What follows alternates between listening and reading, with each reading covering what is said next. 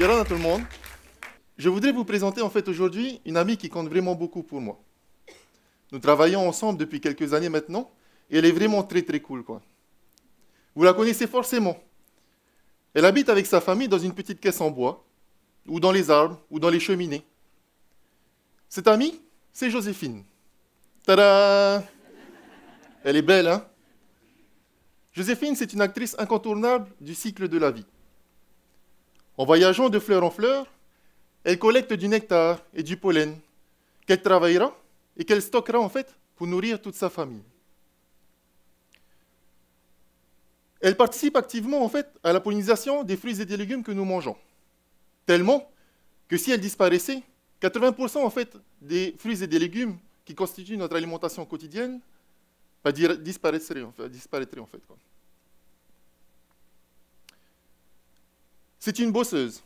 En une petite heure, elle peut voyager, elle peut visiter environ 700 fleurs en une seule heure en fait. Ça fait 11 fleurs par minute. C'est complètement assez hallucinant quoi.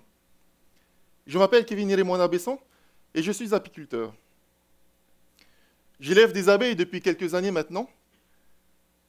Et principalement parce que j'adore le miel, qui n'aime pas ça, mais parce que en fait, je suis tombé vraiment amoureux en fait, de cette petite bête. Quoi. J'ai eu la chance de grandir dans une petite famille d'agriculteurs du côté de Faha. Nous faisions pousser des tomates, des salades, du manioc, etc. Nous cultivions la terre. Et ça a développé chez moi une certaine passion pour tout ce qui touche de près ou de loin à la nature. Donc je me suis intéressé à des techniques de culture traditionnelles, mais également à la permaculture, à l'aquaponie, et un peu plus tard, naturellement, à l'apiculture. Je me suis également pris de passion, en fait, depuis mon plus jeune âge, pour l'informatique et pour l'électronique. Nous n'avions pas vraiment beaucoup de moyens à l'époque, et en fait, je récupérais des appareils au bord de la route, via des amis ou de la famille à la déchetterie. Je les démontais pour essayer de comprendre comment est-ce qu'ils fonctionnaient à l'intérieur, et je les modifiais, je les réparais, je faisais des petits robots ou des montages. Quoi. Parfois, je démontais même les jouets de mes frères et sœurs en cachette pour essayer de récupérer les moteurs et les LED. Quoi. Mais chut, faut pas le dire. Quoi. Mais revenons à Joséphine, mon amie abeille. Quoi. En fait, j'ai retrouvé chez elle des valeurs qui me sont chères. L'humilité, la patience, le respect. Lorsque l'on s'intéresse en fait à cette petite bête, à cette petite abeille, on se rend compte qu'elle est capable en fait de tout un tas de prouesses insoupçonnées. Géolocalisation, prise de décision, c'est une démocratie parfaite en fait dans la ruche. Quoi.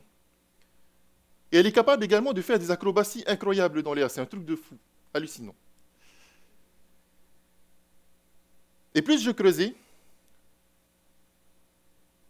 plus elle m'étonnait. Mais au fur et à mesure de mes recherches, en fait, j'ai fini par découvrir qu'elle était quand même vachement fragile, cette petite bête. Quoi. C'est assez triste. Vous le savez peut-être déjà, mais les populations d'abeilles déclinent à travers le monde. Pour tout un tas de raisons assez complexes qu'on ne comprend pas forcément aujourd'hui, les populations déclinent sous les actions de l'homme. Industrie chimique, changement climatique, déforestation, monoculture, parasites, etc. Quoi. Tout un tas de choses qui peuvent malheureusement faire du mal à cette petite bête. Quoi. Les abeilles sont fragiles, mais en fait, c'est toute la biodiversité qui décline sous les actions de l'homme. Je me suis donc demandé en fait ce que je pouvais faire moi, à mon niveau, à mon échelle, pour essayer de proposer une solution à ce problème. Et puis c'était aussi pour moi le moyen en fait de pouvoir conjuguer mon amour pour la nature et ma passion pour la technique. Je voulais comprendre ce qui se passait en fait dans la ruche. Je voulais en apprendre de plus en plus sur cette petite abeille. Et plus je creusais, plus je voulais en apprendre plus. Quoi. En fait, ça fait beaucoup de plus. Quoi. Tiens, tenez par exemple. Saviez-vous que les abeilles avaient la climatisation et le chauffage dans la ruche? C'est carrément tout confort, quoi. J'ai même pas ça chez moi, en fait, quoi. Tout comme un corps humain qui est maintenu à 37 degrés, en bonne santé, Joséphine et ses copines font un gros travail, en fait, pour maintenir la température entre 35 et 36 degrés Celsius. C'est la température idéale pour élever les jeunes abeilles. Pour se chauffer, en fait, elles se frottent les unes aux autres et activent leurs muscles. Pour se rafraîchir, elles battent des ailes pour créer un courant d'air et ventiler la ruche. Et ça, mes amis, c'est exactement le genre d'information que l'on peut mesurer avec des capteurs. J'ai donc développé en fait des outils, des capteurs, c'est le petit truc orange que vous voyez là, pour mesurer différentes informations sur la colonie d'abeilles. La température, l'humidité, l'activité des abeilles, le poids, etc. Et toutes ces informations nous renseignent en fait sur leur état de santé, leur comportement ou tout simplement sur la production de miel. Toutes ces informations en fait, que l'on collecte nous permettent d'être beaucoup plus proches de nos abeilles et sans les déranger en plus. Quoi. Alors en fait, j'ai développé une balance par exemple. Quoi. Cette balance, elle est installée sous la ruche et elle permet de mesurer son poids. Bah ouais, c'est le concept même du balance de mesurer ce poids. Quoi. Merci de nous avoir appris quelque chose, Kevin. Quoi. Mais en fait, en développant cette balance, figurez-vous que j'ai appris quelque chose. Quoi. J'ai appris que les abeilles pouvaient consommer jusqu'à 2 kg de miel en une semaine de pluie.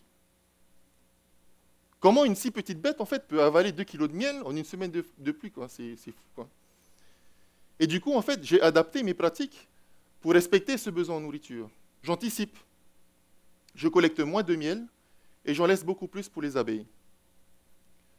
Et voilà exactement, en fait, comment la technologie peut contribuer à la préservation des abeilles et de la biodiversité. Elle nous permet de mesurer, de collecter des informations. Ces informations nous renseignent, en fait, sur comment fonctionne tout ce petit monde, comment fonctionne cette mécanique complexe, comment elle vit cette petite abeille, comment fonctionne toute la colonie et comment est-ce qu'elle interagit avec son environnement. Ces outils techniques que nous développons nous permettent d'avoir une gestion plus durable, plus responsable et plus respectueuse des abeilles.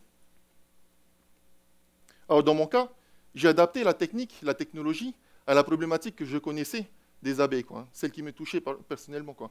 Mais en fait, ces outils techniques sont complètement flexibles. On pourrait les appliquer à d'autres problématiques. Quoi.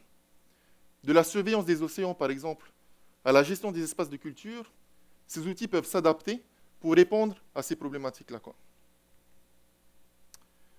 La technologie, c'est le moyen que j'ai trouvé moi personnellement pour résoudre ce problème. Mais en fait, chacun d'entre vous, vous aussi, vous pouvez contribuer à la préservation des abeilles et de la nature. Quoi. Et ça passe par des gestes très très simples. Quoi. Tout d'abord, planter. Ça paraît bête comme ça, mais planter. Planter en fait des essences qui pourront fournir du nectar et du pollen, de la nourriture pour les abeilles et les pollinisateurs. Quoi. Qui sait, peut-être que vous aussi, vous allez pouvoir voir Joséphine et ses copines débarquer dans votre jardin ou sur votre balcon. Quoi. Ça c'est cool, quoi. Il faut savoir que les abeilles aussi ont besoin de beaucoup d'eau. Elles en ont besoin pour élever les jeunes larves, les œufs et les jeunes abeilles dans la ruche. Quoi. Et comme je le disais tout à l'heure, pour rafraîchir la ruche aussi. Quoi. Et vous les avez peut-être vus en fait, dans vos piscines ou sur des flaques d'eau pour essayer de collecter un peu d'eau. Quoi. En disposant des abreuvoirs, vous leur permettez en fait, d'avoir accès à de l'eau propre, sans pesticides ni produits chimiques. Alors ça peut être tout simple. Hein.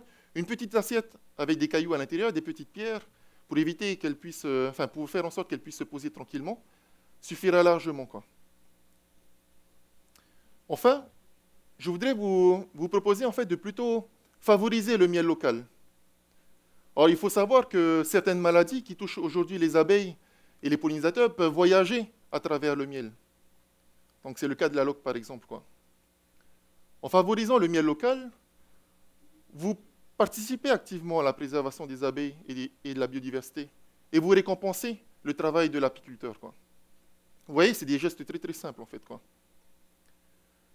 Pour conclure, je voudrais juste vous dire que, pour faire un peu écho à la vidéo de tout à l'heure, la technologie en fait n'est qu'un outil, comme l'est votre smartphone ou comme l'est Internet par exemple. Quoi.